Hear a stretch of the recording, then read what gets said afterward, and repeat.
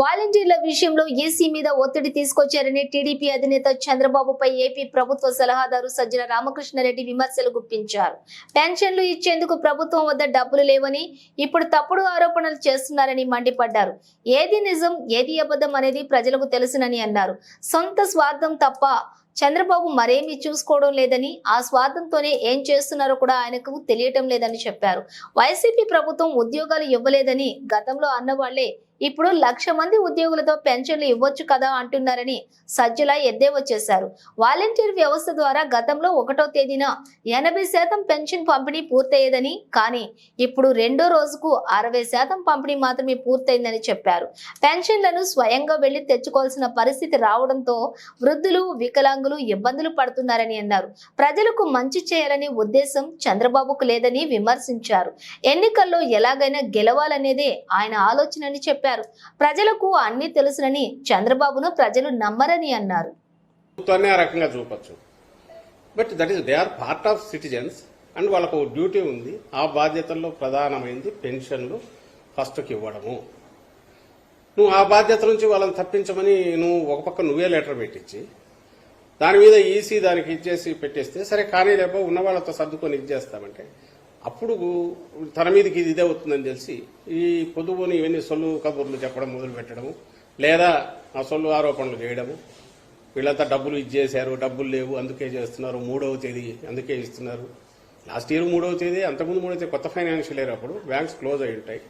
ఇది cash draw చేసి ఇవ్వాలి కాబట్టి క్యాష్ డ్రా చేసి ఎవరి ఇళ్లలో వాళ్ళు పెట్టుకోలేరు. అందువల్ల కిందికి క్యాష్ వస్తే బ్యాంకుల నుంచి డ్రా చేసి ఇవ్వాలి. అందుకోసం 3 పెట్టారు. ఎవరి ఇయర్ అదే చేస్తున్నారు. వీటన్నిటికీ లేనిపోనివన్నీ వేసి ఈరోజు వృద్ధులు, వికలాంగులు వాళ్ళంతా సెక్రటేరియట్కు రావాల్సిన పరిస్థితి వస్తే, ఎండల్లో నిలబడాల్సిన పరిస్థితి వస్తే దీని నుంచి తప్పించుకోవడానికి వైఎస్ఆర్సీపీ వైపు వేలెత్తి చూపాలని చూస్తున్నాం. ప్రజలకు ఆ మాత్రం తెలియదా? ఏం జరిగిందనేది తెలియదా? వాళ్ళు చూడట్లేదా? ఒకటి దీంట్లో జరిగింది ఏంటంటే 14-19 మధ్య జన్మభూమి కమిటీలు అనే రాజకీయ టీడీపీ కార్యకర్తలతో నిండిన ఆ జలగలతో నిండిన కమిటీలు ఏవైతే పిండుకొని రక్తం పీలుస్తూ వచ్చాయో, అలాగే పెన్షన్ల కోసం రోజుల తరబడి ఆ బ్యాంకుల చుట్టూ లేదా వీళ్ళ చుట్టూ మన ఆఫీసుల చుట్టూ తిరగాల్సి రావడము, అవన్నీ ఇప్పుడు గుర్తుకొస్తున్నాయి. దాంతో జనంలో వచ్చిన తిరుగుబాటు, చంద్రబాబు నాయుడు మీద పాతవన్నీ గుర్తుకొచ్చి వాళ్ళు శాపాలు పెట్టడం, ఇవి చూసి జడుచుకొని మా మీద మళ్ళీ కౌంటర్ అటాక్ చేయాలని చేస్తున్నాడు. కారణం ఆయన ఈ వ్యవస్థ ఏదైతే వాలంటీర్ వ్యవస్థ చేసే పనిని ఈరోజు మళ్ళీ ఏ వాలంటీర్లు తిట్టాడో తనే అంటున్నాడు. 2 నెలల్లో మేము వచ్చేస్తాము, 4,000 పంపిస్తాము వాలంటీర్ల ద్వారా అని. నువ్వు అదే వాలంటీర్లు వద్దన్నావు, వాళ్ళ వల్ల నీ నష్టాలన్నావు.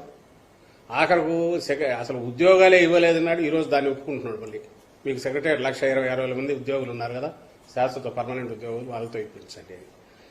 అంటే అతను చంద్రబాబు నాయుడు తాను ఎంతసేపు స్వార్థం తప్ప వేరే చూసుకొని ఒక దాని ఏమంటాం సమాజంలో ఉండడానికి కూడా అర్హత లేని ఒక వ్యక్తిగా ఇప్పటికే గుర్తింపు పొందిన చంద్రబాబు నాయుడు మన దురదృష్టవశాత్తు ఒక పార్టీ అధ్యక్షుడిగా ఉండడం, ఆ పార్టీ ఇప్పుడు అవసాన దశలో ఉన్న ఆ పార్టీ అధ్యక్షుడిగా ఆయన ఏం చేస్తున్నాడో ఆయనకు తెలియట్లా. ఈ సిస్టమ్స్ ఏవైతే ఫుల్ ప్రూఫ్గా ఎవరికైనా ఆదర్శప్రాయంగా ఉండే సిస్టమ్ జగన్మోహన్ రెడ్డి గారు ఏవైతే పెట్టారో, ఇవి ఆ రోజు ఆయన పెట్టొద్దని ఎవరన్నా, ఆ రోజు పెడితే మేము వాటితోనే డీల్ చేయాల్సి వచ్చేది. నువ్వు ఆ రోజు జన్మభూమి కమిటీల బదులు ఇది సిస్టమ్ పెట్టింటే డెలివరీ మెకానిజం, జగన్మోహన్ రెడ్డి గారు వచ్చి దాని మీద డిపెండ్ అయ్యేవారు. ఇష్యూ ఏ సిస్టమ్ ఉందని కాదు, దాని ద్వారా మనం ఏం చేయిస్తున్నాము, ప్రజలకు ఎంత అందుబాటులో ఉన్నాము,